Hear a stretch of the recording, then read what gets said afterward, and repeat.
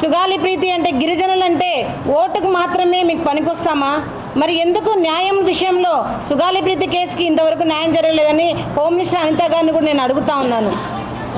మరి రాబోయే కాలంలో ఖచ్చితంగా సుగాలి ప్రీతి కేసుకి న్యాయం జరగకపోతే ఖచ్చితంగా మేము గవర్నర్ని అపాయింట్మెంట్ తీసుకొని గవర్నర్ గారికి కూడా మాకు జరిగిన అన్యాయాలు అక్రమాల గురించి కూడా మేము గవర్నర్ గారికి తెలియజేసుకొని న్యాయం కోసం మేము గవర్నర్ గారిని అర్జిస్తామని చెప్తున్నాను.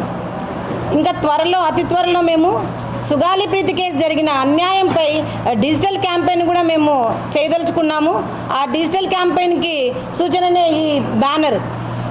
మాకు ఎందుకు ఇంత నమ్మక ద్రోహం చేయాల్సి వస్తుంది అనేది ఈరోజు ప్రశ్నార్థకమైనది. మరి అదేవిధంగా ఈ కేసుకి న్యాయం జరగకపోతే కూడా నిరాహార దీక్షకు కూడా మేము పూనుకుంటామని మేము చెప్తున్నాము. ఎందుకంటే ఒక్కటి ఆలోచించండి, 8 సంవత్సరాలుగా మరి కాళ్ళు లేని ఒక అవిటి తల్లి పోరాటం చేస్తుంటే ఎందుకు ఈ ప్రభుత్వాలకు న్యాయం చేయాలనిపించడం లేదో చెప్పండి.